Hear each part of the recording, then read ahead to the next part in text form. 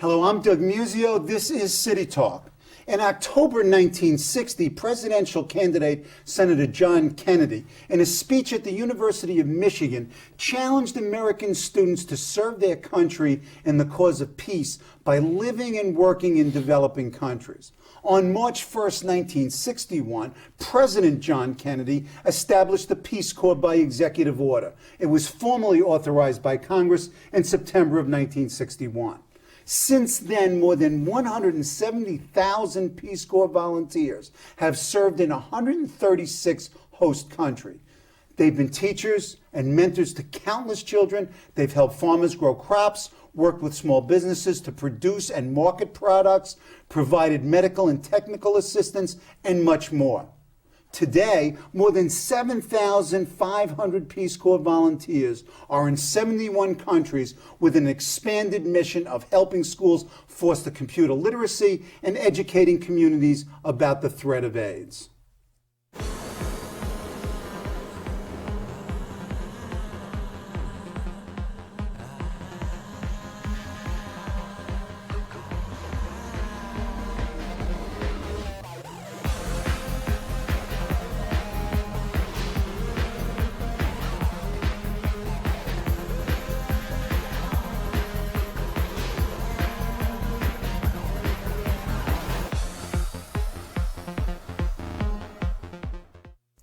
To discuss today's Peace Corps is Gaddi Vasquez, the 16th Director of the Peace Corps and formerly a Supervisor in Orange County, California. Mr. Vasquez has served on a number of federal commissions and on the boards of major organizations. He was nominated to be Peace Corps Director by President George W. Bush and confirmed by the Senate in January 2003. Mr. Vasquez is the first Hispanic American to serve as Director of the Peace Corps. Welcome, Director Vasquez. Thank you, Doug. Happy 43rd anniversary. Thank you very much. This is Peace Corps Week, March 1st through March 7th. What's going on during Peace Corps Week? Well, all across the nation, returned Peace Corps volunteers who live in their communities and work in their communities are actually going to be reaching out to classrooms, colleges, universities, communities, sharing their experience, renewing the commitment and the vision of the Peace Corps. And we will be doing some events in Washington. But it's a national event. Last year, about 7,000 returned Peace Corps volunteers participated across the nation. We were talking before we went on air about the tremendous dedication that these volunteers had then and have now. Everyone you talk to, I've got friends who served in Ethiopia, for example, that it's life-altering. You read their stories in the publication that you put out or in the video. It is mind, body, and spirit altering, and it never leaves them. No, it doesn't, and it really is life-defining, because I think as I've talked to volunteers, and I've had the privilege of traveling to 26 countries, and I've talked to volunteers who are serving and those who have already served, and there is that continuity of message, which is, it changed my life, it had an impact. For many, it's the beginning of a career in either public service, NGO, nonprofit work, but it is defining for so many people, because in those 71 countries, conditions are so varied that people have to be willing and able to adapt to climates, to conditions, to housing, transportation, diet and food, the works. I mean, it's just a constant experience, and it's a very defining time. And you've got some distinguished alumni. I was looking through it. You've got a U.S. Senator, 6 congressmen, 2 governors, a number of prominent mayors, Pulitzer Prize-winning writer Paul Thoreau, Bob Villa, This Old House, Kinky Freeman, and Chris Matthews, who apparently learned some hardball in Swaziland. Indeed, former Chancellor, CUNY Chancellor James Murphy, was a country director in Ethiopia. So you've got... And that's only the tip of the iceberg of people who are in government, the arts, entertainment, the media, who have gone through this experience. Well, it is. And what I find rather remarkable is that those who have served in the Peace Corps, I like to describe as individuals who are just not content to be spectators. These are men and women who want to be participants, not only in shaping a world when they serve as Peace Corps volunteers, but when they come home, because our third goal at the Peace Corps is for volunteers to bring home the experience, share it with their communities, share it where they work, where they teach, where they live, and share that experience so that we build those bridges of cultural understanding. And many people, as you identified, go into varied areas of leadership, whether it's a private sector, public sector. But what you see across the board, I think, in those profiles is that these are people who continue to make a contribution in a different way, but highly motivated. Absolutely. It was really astounding. I want to get to some numbers, some CUNY numbers that, and New York State number. 11,000 New York State residents have served it since 1961, 3,482 New Yorkers, 67 of whom are in current service. Now let's get to CUNY. 1,392 CUNY graduates have served in the Peace Corps, and 14 are still currently serving. And very importantly, 63 of the 1,392 are CUNY community college graduates, not only the four-year colleges that are providing that. And I understand one of your initiatives is to go into the community colleges and draw volunteers from there as well. That's what we've done. We believe that the community colleges offer, and we have now evidence of volunteers who've served over the last 20, 30 years who were community college graduates with two-year degrees, who went to country, made some major contributions. Look, there are 11 million students in the community college system across America. It's a very diverse community. The average age of a community college student is 29 years of age. That's significant because you've got some education, maturity, life experience. All of those combined, I think, create a tremendous opportunity for us to recruit some great volunteers for the 21st century. That's great. You've got an upsurge in applications. You're at the highest number that you've been at a while. The core. Why? Is idealism, the economy? What is it?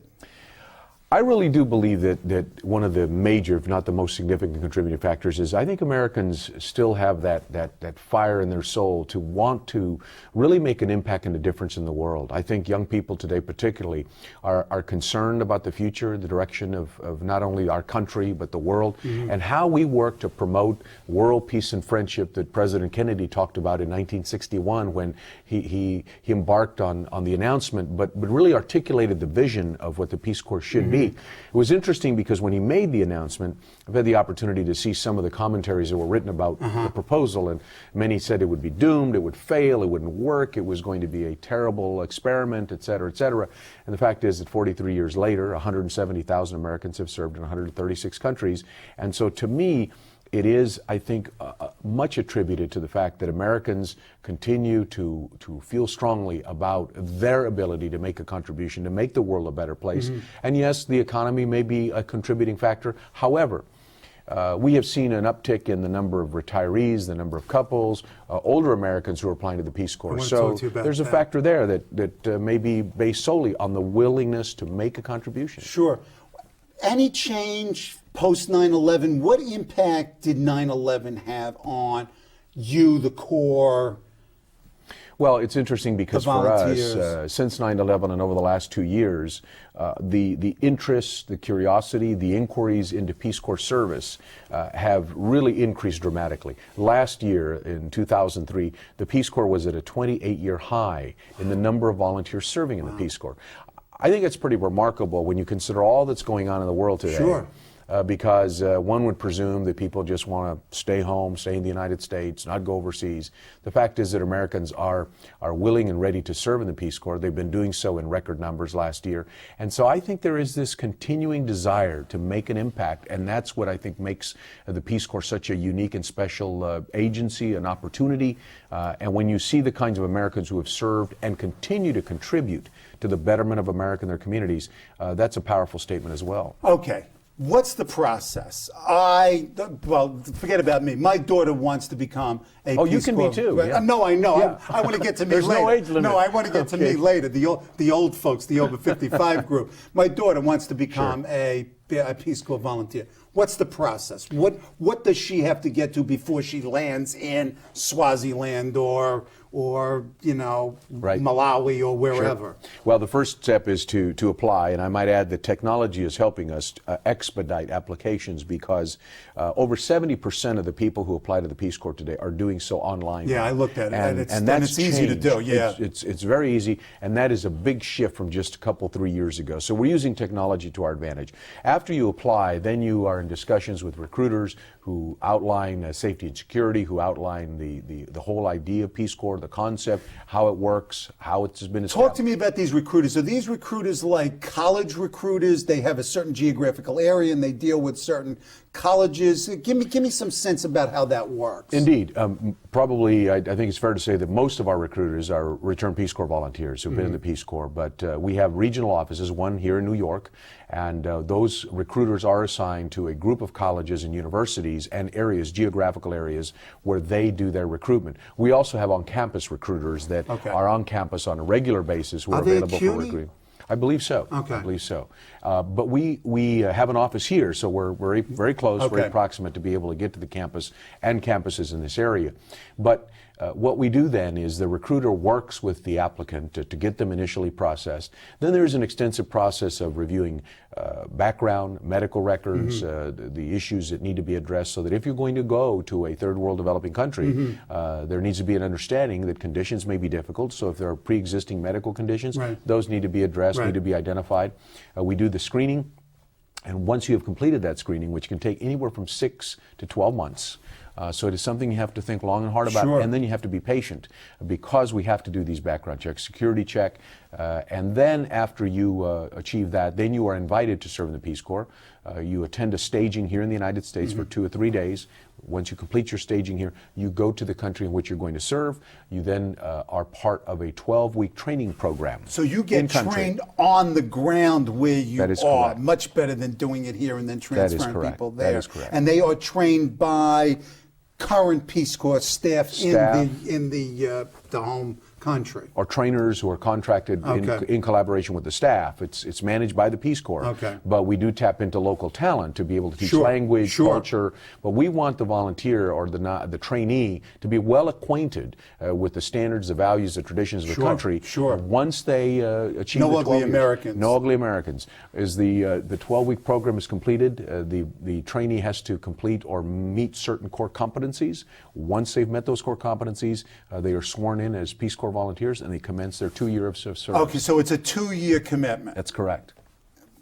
And that's important. That's important, Doug, because people ask me, why can't I do 6 months? Right, I was just going, months, go ahead. And the reason for that is that we believe at the Peace Corps that in order to be able to really integrate yourself into the community, you need to spend time there because volunteers live, work, stay in the community. We like to say that Peace Corps volunteers don't leave the village after the sun goes down. They live in those clearly from both the written material and the videos, it's just, they are, not only are they part of the community, they're intimate parts of families. And the family definition itself is often a community. Exactly. But one of the remarkable things, as we'll see when we talk more about AIDS, is actually looking at how an individual becomes incorporated into that community. And that's key. Let's look at some current initiatives. Let's talk about the AIDS HIV initiative, and then I'd like to talk about your Mexico initiative. Let's start with HIV/AIDS. I know that your organization was very excited about the fiscal 2004 budget and the appropriation you got for AIDS, HIV work. Go ahead. Well, what we did is we were fortunate to be designated for an appropriation of $15 million that would be dedicated toward the work that volunteers do in the area of HIV/AIDS. Peace Corps volunteers have been doing that work now for quite some time in places like Africa, the Caribbean, increasingly in Central America, and throughout the world. But our volunteers are dedicated to the need that exists in the world today as a result of this pandemic. As an example, in Botswana and Swaziland, where we have just returned after an absence, the entire program, all of the volunteers in Botswana and Swaziland are dedicated to the HIV/AIDS education prevention programs. And so we hopefully are making, and I'm confident that we are making an impact, working at various levels in collaboration sometimes with local organizations and ministries and agencies that are working in countries. But it's going to allow us the opportunity to really expand the efforts in ways that we have been unable to do so in the past. And in quantitatively, I think I read that there's some 2,300 out of your 7,300 are involved directly in this AIDS program. Let's turn to one of the AIDS workers, Helena Hart, who's a volunteer in Benin, and see what her experience and life was like in there, and just the joy.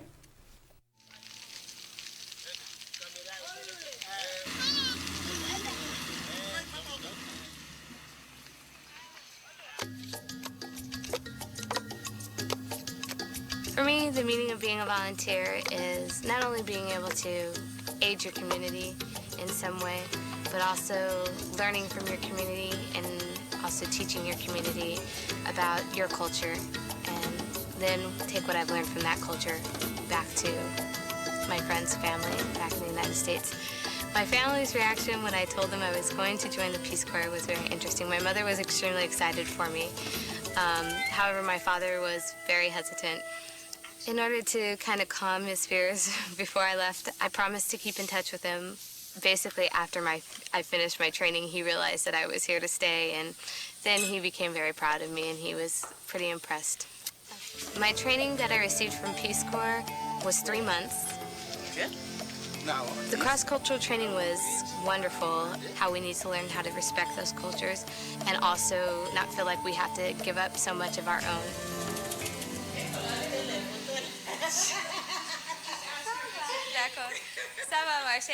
As a health volunteer, I found that I need to be very flexible, very patient, and also somewhat creative. The point of the baby wings is to show the mothers the importance of keeping track of their baby's growth, to basically make sure that their children aren't malnourished. The woman I call my mama in my village, she is a community educator. I'm working with her and her women's group to get funding for their income-generating project to doing the cloth dyeing. My main role is to act as a kind of a go-between contact person. I went out and I found these people who can train them. So that way they'll learn how to keep their books, how to market their items better. I feel honored, very honored to be an African American, not only in Benin, West Africa, but also just in Peace Corps in general. I feel as though I've really contributed, which makes me feel very good.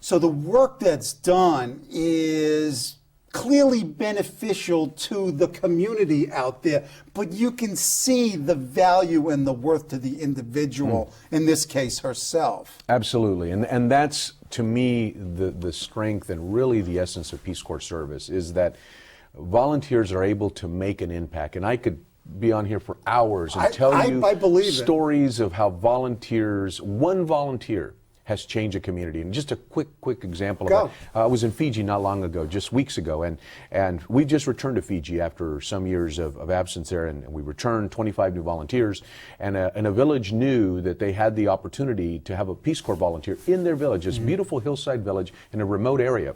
The problem was there was no housing for the volunteer, no place to live. So the community, the local lumberyard, donated the lumber, and the men of the village literally built a small house for the Peace Corps volunteer, because they didn't want housing to be the obstacle to them having a Peace Corps volunteer. That volunteer today is making an impact in the community, working in a variety of areas, but making an impact on the community. But she will also be able to bring something home when her service is complete, and that is the sense that she has helped reshape the lives of people and created some new opportunities. Absolutely. One of the things that is striking is your outreach efforts. And, you know, when you go to the website, www.peacecorps.gov, you see all of these testimonials. And one of the things that you'll see, and then you'll see here as well, is the new PSA that you've done, which is narrated by Matthew McConaughey.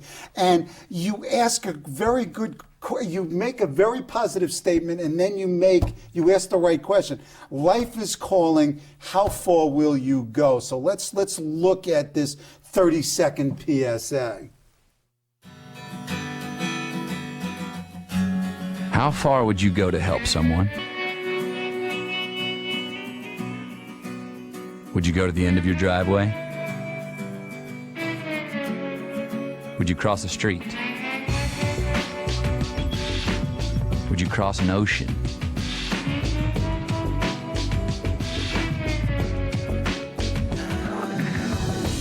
To a place 6,000 miles from home?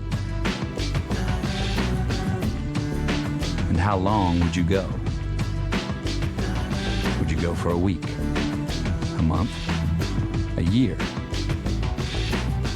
Would you go for 2 years? Would you go if you could use your knowledge to teach someone, and in the process, maybe learn something yourself? Life is calling. How far will you go? Peace Corps. Powerful stuff, good stuff, Indeed. Very evocative. I think that this will aid this recruitment effort. Talk about that, though. What is your week like? How do you, as director, facilitate this recruitment? What do you do? Well, I have the opportunity in many cases, and like I do here today, is to talk about the Peace Corps, because one of the things I encounter sometimes when I'm traveling and giving speeches is that people will say to me, the Peace Corps, John Kennedy, 60s, I remember the Peace Corps. Does it still exist today? Right. And, There's a lot of that. And we are elevating, and I like to say we're reacquainting the American public with the Peace Corps. Mm-hmm. And when people realize the Peace Corps is still very, very much up and running, they get excited, because people realize that these are good Americans who make a decision in their lives that they're going to leave the comforts of America, go to a country perhaps where they've never been, to speak a language they do not speak, and adopt some cultures or some tradition in a community that they've never been in, and it's a really defining moment and an opportunity, and that's the beauty and the strength. Yeah, of it. there's one gentleman in this Great Adventure volume where he talks about going to a place where they didn't have a refrigerator. Exactly. He was in culinary school and he was ready to cook, but there were no refrigerator, so he had to rethink his entire notion of cooking and food and interaction with the community and how to store food. It was just, you get sucked into this Yes. stuff. This is very effective stuff. So we've got this AIDS initiative. What do you see happening over the next year, 2, 3? What do we expect out of this? Well, I think what's real critical for us, so first of all, I've got to say that we, the United States, is dedicating more dollars to this effort than any time in history. But the fact of the matter is, this is a pandemic. It is global. It is moving quickly, and we have got to use all the resources, I believe, that are available to us, whether it's personnel on the ground, Peace Corps volunteers, dollars to educate, to advance the programs that work toward the prevention and spread of the disease. And so it's an imperative, and we need to move quickly, because the fact of the matter is that the numbers of orphans, those who are being abandoned as a result of HIV/AIDS, are staggering. And we can Particularly no in longer Africa, turn I was away. looking at some of the numbers. It's phenomenal. Huge proportions of the population are being orphaned. And we have homeless. volunteers who, and I personally visited with a volunteer who is working in South Africa, who recounted to me how every day she goes to a village, and day to day she watches people die, and orphans and children being left behind to grandparents who themselves are elderly. And these children are then left to the streets, and it's a very tragic situation. So I'm delighted that Peace Corps is able to be a part of this, but I'm also delighted that people are finally awakening to the realities of this pandemic. Talk about the Mexico Initiative. Mm-hmm. Well, the Mexico Initiative is an opportunity to collaborate with an agency of the Mexican government and the Peace Corps in the area of information technology and business development. So we're at the very initial stages of being able to set up a program where we will be able to work, Peace Corps volunteers will be able to work side by side with these agencies throughout Mexico to be able to advance the kinds of things that we've done in the past. Information technology and small business development are two of the growing sectors for Peace Corps all throughout the world. Okay. Technology is moving at lightning speed, so countries want to either get started or catch up in some cases. And so it's a great opportunity for us to collaborate on a new level in an unprecedented way, in that we have never had a Peace Corps program in Mexico. So this is a partnership. Okay. Talk to me about the since I am in that age group. Yes, sir. Well, I read 6% of your volunteers are over 55, and your oldest volunteer is 84. that's right. Yeah.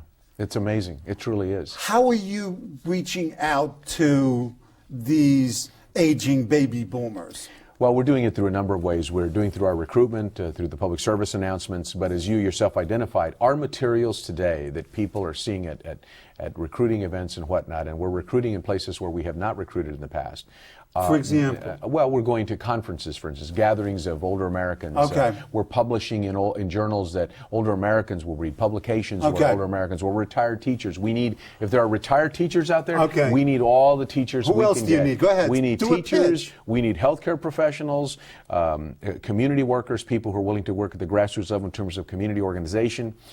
We need educators. We need administrators. And they go to your website. They go to our website at peacecorps.gov, and then we will do our best to place them and obviously match their skills, their talents with the needs of a country in which they could serve as Peace Corps volunteers. But I will tell you that Americans over 50 make remarkably strong Peace Corps volunteers because they bring maturity, they bring the seasoning, of life and life experience and the education, and they're tremendous contributors to our efforts. So we welcome them. One of our most outstanding, in fact, I might point out the woman right here on the front cover is an older American. She is 74 years old, and she is a New Yorker and is serving in the Peace Corps in her third country, I might add. So you have them re-upping. Absolutely. Do you have a lot of re-upping? You go through your 2-year commitment and you want to do more, and when they do re-up, do they stay in the same place, or do they in fact move on? If you serve in a country and you decide, hey, I really like this, I love this country, I haven't finished my job, I still want to advance my project, you can stay a third year. You can ask for an extension. Oh, okay. And we're seeing some increase in those numbers. If you want to do a second, third, fourth, fifth tour of service, and each being 2 years, you can be relocated to another country. And the longest serving that I'm aware of right now, actively serving, are on their fifth, it's a couple, on their fifth tour as Peace Corps volunteers. So this would be their 10th is this year. an older couple as well? They're retired, yes. Wow. In fact, their line is that the Peace Corps has become their RV. Okay. Yeah. You're an independent agency of government. You go through the normal budgetary process. Easy, hard? You get more money? Are you getting more money? Do you see your future as being bright? What are the obstacles? What are your dreams that you need more money for? Well, first of all, I'd start by saying that Congress has been increasing our budget the last couple of years.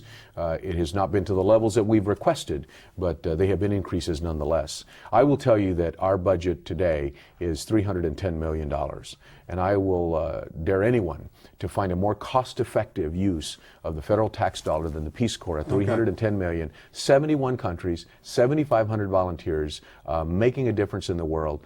It is a remarkable, remarkable return on a very, very small investment. So I'm hopeful that in years to come we will see an increase in the dollars that are appropriated to Peace Corps, because right now I have a long list of countries that are requesting Peace Corps volunteers where programs do not exist. It's a question of funding. Hope you get it. It's been a pleasure. Thank you very much. Thank you.